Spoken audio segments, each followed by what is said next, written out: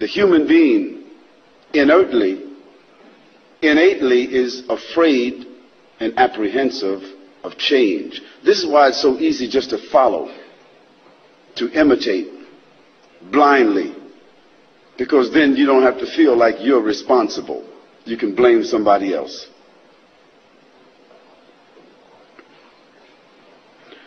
Well, think about it tonight. Is our purpose in this world simply to eat and sleep and dress and work and acquire some material things and enjoy ourselves? Well, the hedonists, they will tell you, that is the pleasure seekers, the worldly people who only want to enjoy themselves, who are only concerned about taste and touch and feel and smell and have and possess. Those people who think they have the world in their hands, or that the world is in a cup of brandy, they will tell you that life is only for enjoyment, so enjoy all that you can.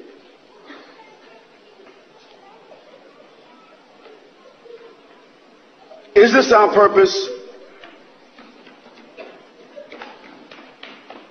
Why are we born? What is the object of our existence?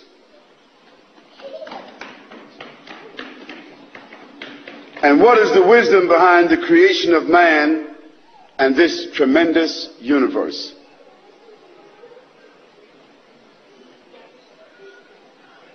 Think about that question.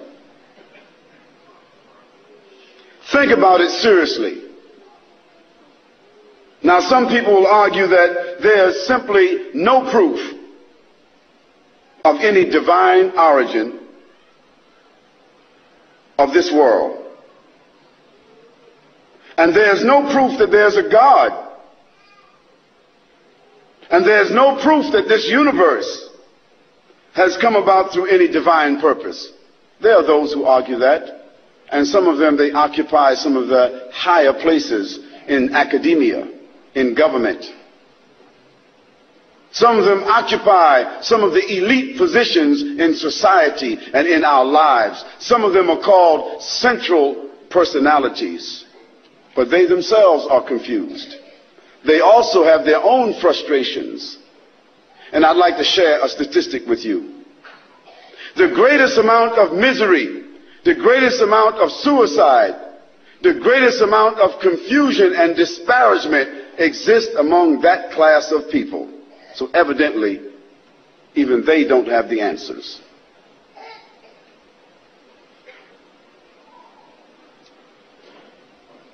Now, there are people who argue this way, and they say that perhaps this world came about by chance. That means random. That's what chance means, random.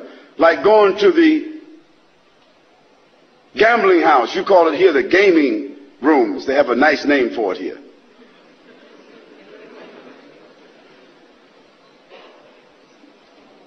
It's a place of immorality. It's a place where you put your life savings on the line. You're trying to get something for nothing.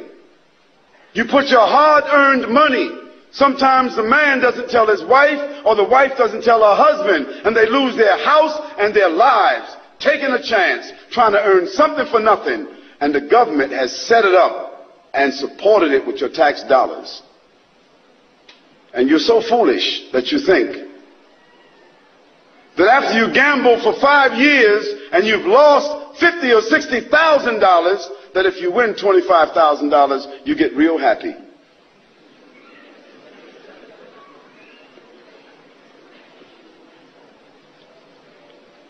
So thinking that this world came about by chance is the same as thinking that when you put money in a slot machine that the numbers come up by chance. They don't.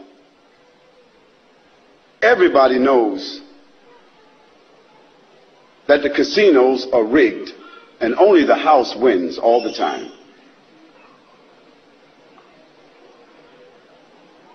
But to think that this world came about in the same way that people gamble, random choice, well, let's put that to a test.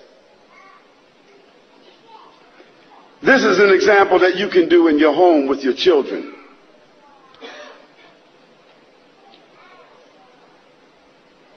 Take 10 marbles, number them 1 to 10, and put them inside of a bag and shake the bag. And then close your eyes without looking inside that bag. Pull out number 1. Pull out marble number 2. Pull out marble number 3. In that order. Just 10 marbles, that's all. 5, 10. What do you think the chances are pulling out those 10 marbles in that order without looking at them? Is anybody here that's a mathematic genius, knows about calculus, knows the random chance? Does anybody know the chance? 26 million to 1. That's only 10 marbles. That's called a micro example. Now let's go a little bit further out to a macro example. The earth that we are on is one planet among 9, or some people say 11, in our solar system, isn't it? And our sun that gives energy and light and gravity is the center of our solar system. And our sun is only one star, and it happens to be one of the smaller stars in our galaxy called the Milky Way. And the Milky Way is only one of the smaller galaxies in the nebula called the Andromeda. And the Andromeda has itself millions of galaxies like the one that our sun is a part of. And there are millions, or literally countless, galaxies, clusters of galaxies like the Andromeda, that have been predicted by sending out sound and light. And they have sent out sound and light that has never returned.